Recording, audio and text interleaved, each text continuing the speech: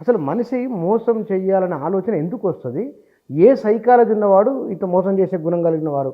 కొందరు మంచిగా చూడడానికి శుచి శుభ్రంగా చాలా అద్భుతంగా కనబడతాడు, చాలా మోసం చేస్తుంటాడు, ఆయన తెలియదు మనకు. ఆ స్వభావం ఏమిటి? వాళ్ళ సైకాలజీ ఏమిటి? జంతువులకి సమాజం లేదు. జంతువులకి అంటే వాళ్ళకి ఉంటే చాలా చిన్న సమాజం. జంతువులు ఏంటంటే లిమిటెడ్గా అవి వాటి బ్రతుకుతూ ఉంటాయి. మనుషులకు వచ్చేసరికి సమాజం వచ్చింది. సమాజం అంటే ఏంటి? కొంతమంది మనుషుల మధ్య కొన్ని కట్టుబాట్లు. నేను నిన్ను మోసం చేయొద్దు, నువ్వు నన్ను మోసం చేయొద్దు అనేటువంటి కట్టుబాట్లు. ఈ కట్టుబాటు ఎందుకు వచ్చిందంటే ఈ సహజ స్వభావమే మోసం చేయడం. ఇక్కడ రెండు ఉన్నాయి. ఒకటి స్వార్థం, ఇంకొకటి దుర్మార్గం.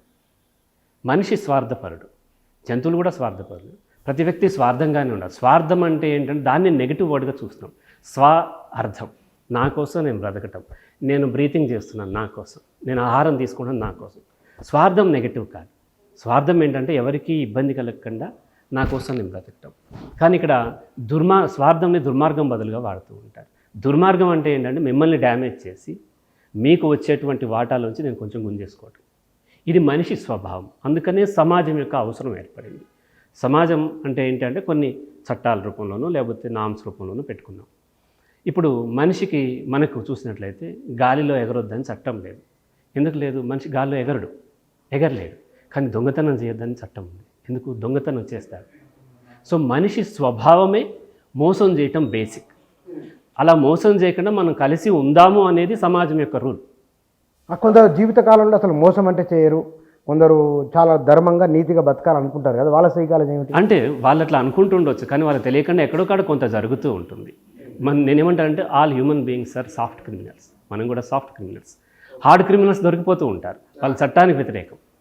అలా కాకుండా చట్ట పరిధిలో ఉంటూ మోసం చేస్తూ చిన్నపాటి, మరీ దుర్మార్గం కాకపోవచ్చు, చిన్నపాటి మోసం, చిన్నపాటి మ్యానిపులేషన్. సపోజ్ నేను ప్రాణంగా ప్రేమించే అమ్మాయి ఒక దీవిలో ఉన్నాం. కొంతకాలంకి అక్కడ ఎవరు లేరు, మేము ఇద్దరే ఉన్నాం. కొంతకాలంకి ఆహారం అంతా అయిపోయింది.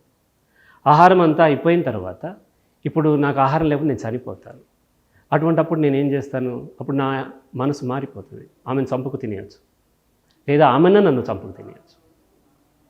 మరి దీన్ని ఎలా ఉంటాం? ఇది తప్పు. అయితే నేనేం చేస్తాను? నేను సైకాలజిస్ట్, నేను తెలివైనది. ఆమెకి చక్కగా నేను ఏదో ఆమెను మ్యానిపులేట్ చేస్తాను. నువ్వు నా కోసం ప్రాణం అర్పిస్తే నువ్వు నాలో బ్రతుకుతావు, తర్వాత స్వర్గంలో ఇది వస్తుంది అది వస్తుంది అని చెప్తాను నేను. అప్పుడు ఆమె ఏం చేస్తుంది? స్వయంగా తను అర్పించుకుంటుంది. అది కూడా మోసమే. ఇక్కడ ఎంతవరకు చట్టం ఎంతవరకు కంట్రోల్ చేయగలుగుద్ది అంటే ఫిజికల్గా తెలిసి చేసే వాటిని మాత్రమే కంట్రోల్ చేయగలుగుద్ది. ఇప్పుడు సపోజ్ మీ జేబులో డబ్బులు ఆ హుండీలోకి కావాలి, దానికోసం అక్కడ ఒక విగ్రహమో ఏదో పెడతారు, పెట్టి నీకు భయపెడతారు. అక్కడ దేవుడికి సరిపడా నువ్వు ఇలా చేయకపోతే నువ్వు నరకం ఉంటుంది, లేకపోతే నీ కష్టాలు వస్తాయి అంటారు. మీరు తీసుకెళ్ళిపోయి అక్కడ స్వచ్ఛందంగా వెళ్ళిపోయి అక్కడ వేసేస్తారు. అక్కడ మీ మనసు మ్యానిపులేట్ చేయబడింది. అది కూడా మోసమే, కానీ చట్ట ప్రకారం మోసం కాకపోవచ్చు.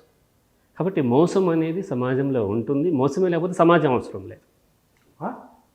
మోసం లేకపోతే సమాజం అవసరమే లేదు కదా. సమాజం అంటే ఏంటి? మనకిద్దరికి కొంత ఫుడ్ దొరికింది, మీరు నేను సగం సగం తినటం, ఇది అగ్రిమెంట్ కదా. సో సగం సగంలో 50-50లో నేను ఏం చేస్తాను? వీలైనంతవరకు 51 వచ్చేలాగా నేను ట్రై చేస్తుంటాను, మీరు 51 వచ్చేలాగా ట్రై చేస్తూ ఉంటాను.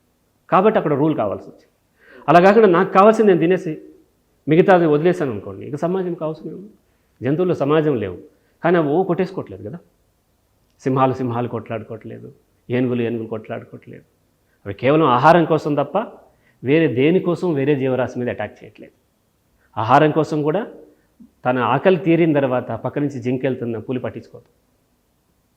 ఇక్కడ అట్లా కాదు, నేను తినాలి, రేపటికి దాచుకోవాలి, నా పిల్లలకి దాచుకోవాలి, నా మనవలకు దాచుకోవాలి అన్నప్పుడు ఇప్పుడు మీకు కనీస తిండి లేకుండా చేసి నేను దాచుకునేటువంటి ప్రయత్నం మొదలవుతుంది. ఇది లేదనుకోండి, సమాజంకి అవసరమే ఉంది.